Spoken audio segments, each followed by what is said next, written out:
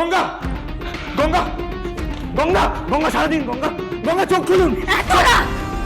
তোরা তোমার আয়ুষটা তুমি মেয়েটাকে সিঁড়ি থেকে কিভাবে ঠেলে ফেলে দিলে? আমি ইচ্ছে করে ঠেলে ফেলতে চাইনি, আমি তো হ্যাঁ, আমি তো রাগের মাথায় অন্ধ হয়ে গেছি। ঠিক ভুল ভালো খারাপ আমার কিছু মাথাতেই ঢুকছিল। কেন আয়ুষ তুমি রাগের বশে গঙ্গাকে নিজের বাবাকে এভাবে কেন অপমান করে যাচ্ছ? তোমার নিজের বাবা তো, বলো। একবার বাবাকে জিজ্ঞেস করতে পারলে না যে বাবা বলো না গো পুরো ঘটনাটা কি? বলো না, তাহলে তো বাবা বলতো। যদি জিজ্ঞেস করতে না তাহলে বুঝতে পারতে তোমার বাবা কোনো অন্যায় করেনি। He doesn't deserve this humiliation. জানতে চাও কেন? কারণ তোমার বাবা বিয়েটাই করেনি। যাক, ব্যাপারটা সর্ট আউট করা গেছে। তবে আমাদের সবাইকে কিন্তু এখন আয়ুষকে চোখে চোখে রাখতে হবে, যাতে রাগের মাথায় এরকম কাজ দ্বিতীয়বার না করে বসে। হ্যাঁ, এটা কিন্তু একদম ঠিক কথা বলেছো তুমি কুনাল। ঋত্বিক, আমার মনে হয় সব সত্যিটা আয়ুষকে বলে দেওয়া উচিত। না, আয়ুষকে সত্যিটা বলা যাবে না। কিন্তু কেন? তুমি তো সব সত্যিটা আমাদের বললে, ওকে কেন বলতে পারবে না? ঋদ্ধিমান, বোঝার চেষ্টা করো। If anyone is truly suffering in this, সেটা হলো আয়ুষ্মান। ও তো জানা উচিত এটা। ঋদ্ধিমান, প্লিজ। না, আয়ুষ শান্তি পাবে না আর ও শান্ত হবে না। সত্যিটা কাউকে স্পুন ফিট করা যায় না, কারণ ও সত্যিটা বিশ্বাস করতে চায় না। Anyway, আয়ুষকে ওকে না পরে ডিল করা যাবে। তোমার বিজনেসে কি ক্ষতি হয়েছে?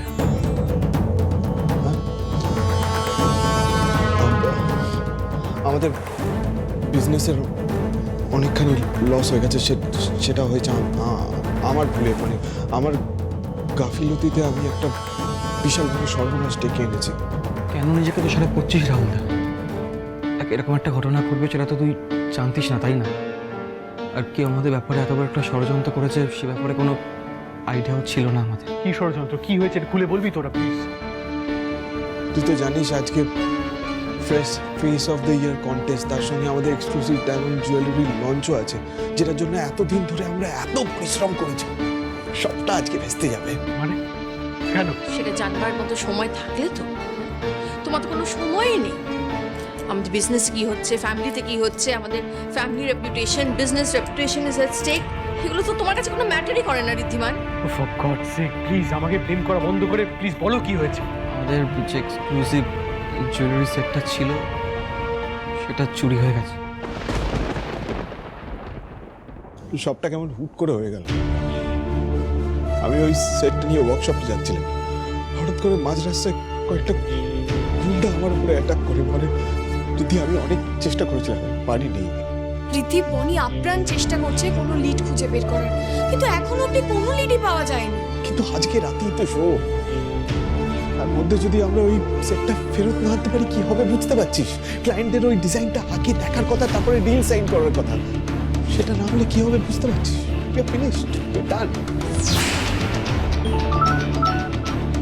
হ্যাঁ জাম্বো, বলো। কি কথা আছে? এত বড় ঘটনা ঘটে গেছে, শিবরাজ জুয়েলার্সে ঝুলি চুরি হয়ে গেছে, তুমি আমার জানাওনি কেন? আসলে জানবো, তুমি সব কিছু নিয়ে তো ঘেটেছিলে যে এজন্য তোমাকে বলতে পারিনি। তাছাড়া তখনও আমি কোনো সলিড লিডও পাইনি যে তোমাকে বলবো। কিন্তু এখন কি কোনো খবর পাওয়া গেছে? হ্যাঁ, একটা লিড পেয়েছি। একজন বড় ব্যবসায়ী আসিফ হোসেন, সে কলকাতায় এসেছে আর সে ব্ল্যাক মার্কেটে এক্সক্লুসিভ গয়না কেনা বেচা করে। তাই আমার ধারণা যেই গয়নাটা চুরি করেছে সে আসিফ হোসেনের হাতেই গয়নাটা তুলে দেবে। জীবনযোগ সেই গয়না কিন্তু আমার চাই। সিংহরা জুয়েলার্সের প্রেস্টিজ ইস্যু হয়ে যাবে। So do something please. দাদা ভাই, আমাকে একবার দে। হ্যাঁ বনি, যা করবেন সাবধানে করবেন প্লিজ। চিন্তা করো না, আর বি ফাইন। রাখছি।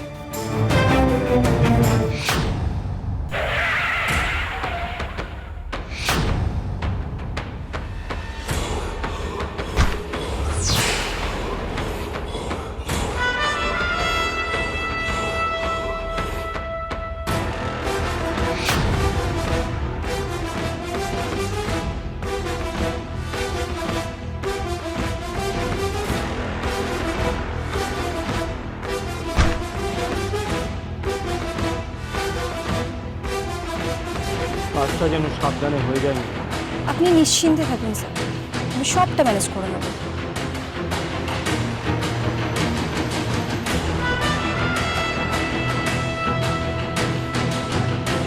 তো সেই গাড়িটা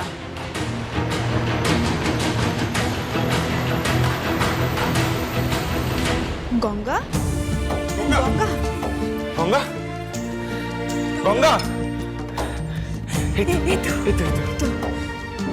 গঙ্গা গঙ্গা গঙ্গা আস্তে আস্তে আস্তে আস্তে আস্তে, আস্তে, দেখি দেখি দেখি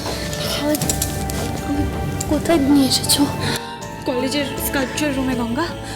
আসলে তুমি তখন পড়ে গিয়ে ওভাবে সেন্সলেস হয়ে গেলে আমরা দুজনের টেনশনে পড়ে বুঝতেই পারছি না যে কি করব। গঙ্গা এখন একটু বেটার লাগছে? ঠিক লাগছে বলো না গো, ঠিক আছে? একটু বেটার ফিল করছো কি? বিন্দি, আমার মনে হয় গঙ্গাকে ডক্টরের কাছে নিয়ে যাওয়া উচিত।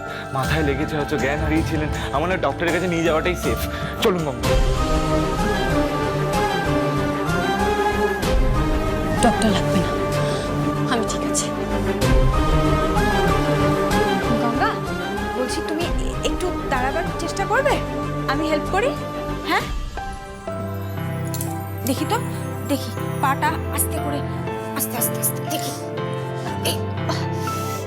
এই যে চেষ্টা করো আস্তে আস্তে, একদম আস্তে। দেখি ধরো, আমাকে ধরো।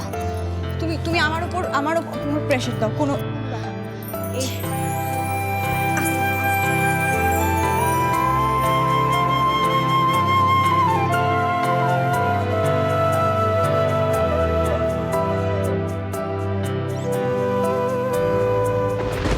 আস্তে, পারছি না দিদি, খুব কষ্ট হচ্ছে, দাঁড়াতে পারছি না, আমি হাঁটতে পারছি না।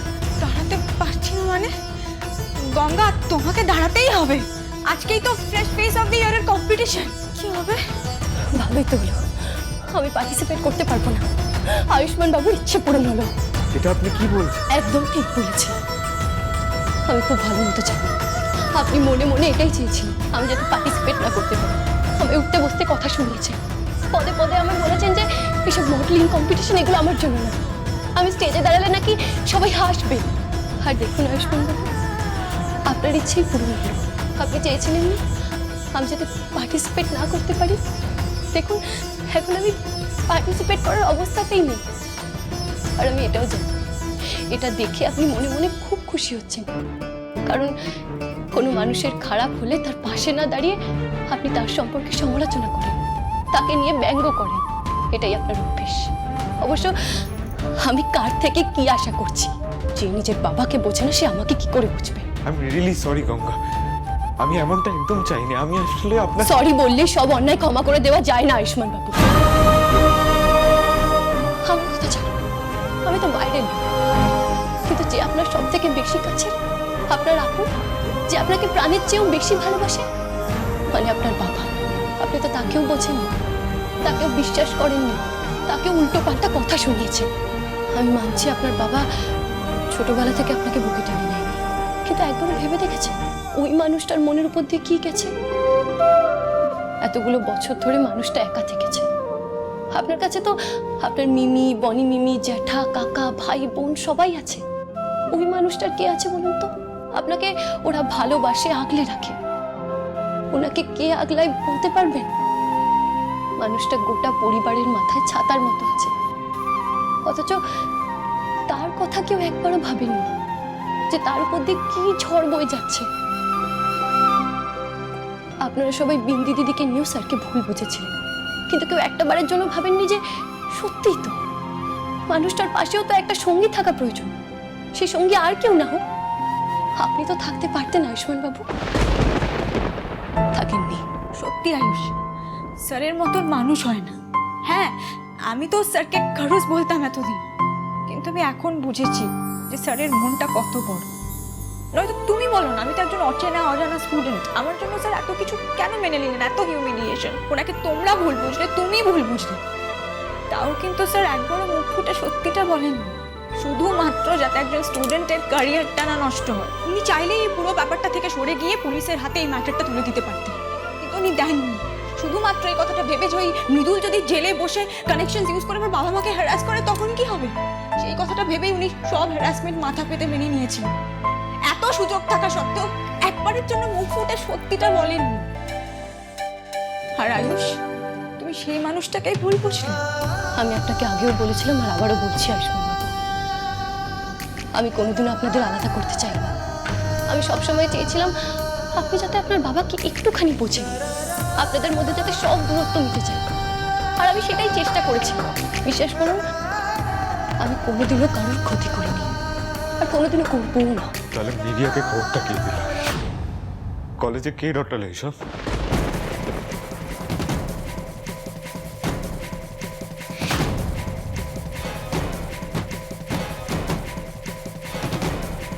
এটা যে রটিয়েছে সেই কলেজেই আছে, হয়তো আপনার খুব কাছের কেউ। আর এই কাজটা যে করেছে তাকে আমি খুব শিগগিরই সবার সামনে নিয়ে আসবো। Night,